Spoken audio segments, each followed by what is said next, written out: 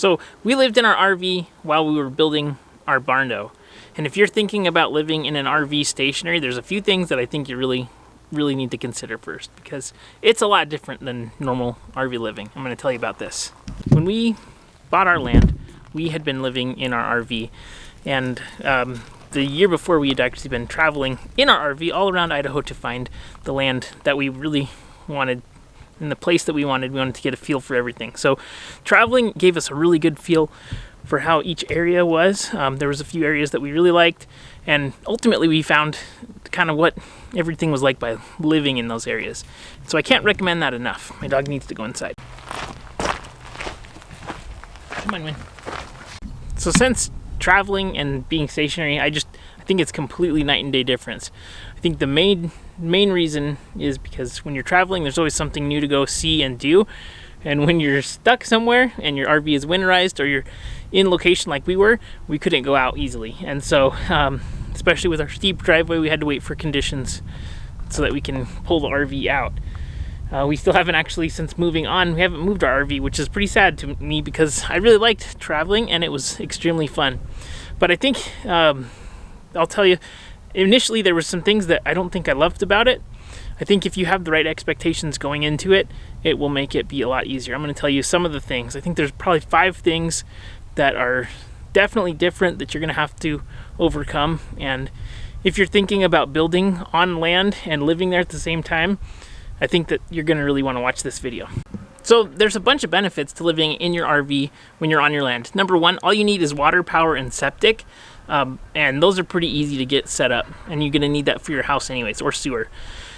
So if you're thinking about buying land, I know a lot of people are considering buying land and having an RV where they can live on the land and then be building their house.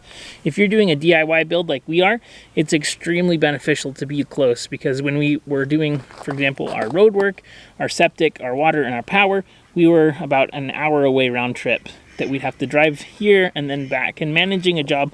So those are the only things that we didn't do. We didn't do our foundation, our road, our water, we did our power, but everything else we've done ourselves. So we had to manage contractors, and that was definitely additional time back and forth, which was a hassle. So when we moved on here, having the RV right next door, like literally 10 feet away, that we could get out and work on the property, that's extremely helpful. I think that's extremely valuable. So there's that component. But you're going to want to make sure that your county that you're in is going to have specific rules regarding RVs. We live in Idaho County, which is one of the freest counties in the United States. So there are no rules about living in an RV in Idaho County. There's a lot of rules, though, that say things like you can only live in it for a year. You have to be making improvements to the properties. So you're going to want to check with your local area. I would say also don't trust necessarily what your realtor is going to say, because they probably don't know. Make sure that you call the county and talk to them. So you're going to want to call your city and your county to make sure that you can, in fact, have your RV. So once you have that, all you need is water, power, and sewer, and you'll be able to move in and be hooked up and basically have everything you need. Now with our RV, we have a 38-foot RV that has 2 bedrooms, so one in the front and a bunk room in the back for the kids. We also have a washer and dryer. We have an on-demand hot water heater that's propane, and we got this thing too that was helpful. So we also got a 75-gallon propane tank for our RV that was hooked up directly into our hot water, or into our gas system. And here's our on-demand hot water heater, which is gas. So that was really helpful. I say this all to say that our goal with our RV was that we wouldn't feel like we were camping. And so we had a large 5th wheel. We couldn't get much bigger without going the toy hauler route. We had, our washer and dryer for clothes. We wouldn't have to go to the laundromat. We had a gas tank that we wouldn't have to be continually filling tanks. We had our water, power, and septic. We had our RV winterized. It's not winterized right now, but we had our skirt on it. And we were right next to our building, which is literally right here where we're building. So all that being said, we had as many conveniences as we could possibly have.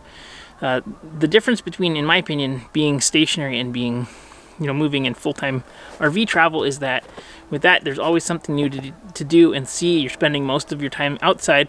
And so if you're living in a place like we are, where there's snow and rain, when you're in a small space like this, there are days where you just won't want to go outside as much. So that's one thing. I think number one is that stationary, you're living in a tiny house essentially, and it's not the traveling lifestyle like you have when you go to someplace new. So I think number one, expect that you'll be inside quite a bit more than you think you will, especially if you're moving to a place that has bad weather like ours does quite often. We have pretty awful weather with really high winds, lots of rain and cold. We love it here, but it's just the fact that we have crazy weather. Along with that, right, with all the crazy weather, the high winds and things, make sure that you know if you have high winds. I think it was a shock to us, which it shouldn't have been, that there are routinely 20 to 40 mile an hour winds. And when you have your RV and the winds, it just shakes and stuff. And so we had some times that were windy as 60 mile an hour winds, and the RV definitely rocks and shakes with the wind. And so be prepared that you're going to have probably weather events that you weren't used to or didn't really notice because you were traveling a lot. So that's number one. Number two is I think that there's just a lot more mess with being stationary. So throughout winter, this is pretty typical, right? The fall and winter months, we have tons of rain, tons of water, and tons of mud. With 3 kids, that mud is a serious issue. Such a tiny space with all the mud boots, the normal shoes, and any other clothes that get muddy is crazy. So if you can, and if you're stationary, I would say if I was doing it again, I would definitely build a deck and a mudroom outside that was kind of like attached to the front. Not attach it, but just build it right next to it. I've seen a lot of stationary RV people do that, and I think that would make a huge difference because there's just nowhere to put shoes, especially with like muck boots like what I have, kids and 2 dogs, and you know, all of this mess. It's difficult to figure out where to put everything just because there's not the space that you have in a normal house. So that's not something that you normally consider. So if you can build a mudroom or a deck, I think that would be huge, just as a place to put shoes to keep them out of the weather, and then not have to deal with that mess as much. So that's one thing that I think would be really, really helpful. The other thing that I think too is that just as you move to a place, there's just so much extra stuff that you need, whether it's clothes. If you're in a cold climate like we are, we had winter clothes and summer clothes and winter boots and snow gloves and snow hats and all of that stuff. So I think that the difficulty that we really faced was just more around tiny living than like the actual RV. But it definitely didn't feel like the same level of fun necessarily as when we were traveling full time. That's just being completely honest, because you know, with 3 kids, there was constant mess and mess on top of everything that you had to do in addition to, you know, building and working and everything. It just adds additional work. So I think if you go into it knowing, okay, there's going to be a lot of mess, we're going to have to figure out a system to really get this organized and figured out. There's going to be constant work that we're going to have to do. And just if you have that attitude, instead of thinking that it's going to be kind of like, it's hard to describe, you know, what the traveling life was like versus stationary, because it really felt like with traveling, we were constantly on vacation. Like the smallness of the RV was a benefit because it was small space to clean. We had to continually be keeping everything up because we were always moving. And so, you know, on moving days, you'd pull all the slides in, do a complete cleanup of everything. And when you're stationary and then you're working on the house, that just doesn't happen as often, right? And so you're constantly working on other things. You have different priorities, which is totally okay. It just does not feel like you're on vacation like we did when we were traveling.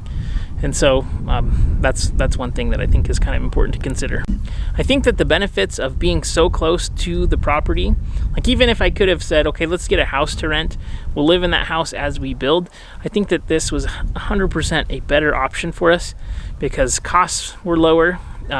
We were right on the property working constantly. And it really gave us a good appreciation for space too when we moved into the shop. Even though we only got the bottom half done first, it felt like we were going 4 times the size. Especially doing little things like having a dishwasher it felt like a huge upgrade because we had not had a dishwasher for about 2 years. So I think overall, it was a positive experience. It wasn't as fun by any means, but I think that was just the nature of the actual staying and building just was a lot of work, right? And so it wasn't the same level of constantly traveling, constantly exploring, seeing new things, always being outside and doing new stuff.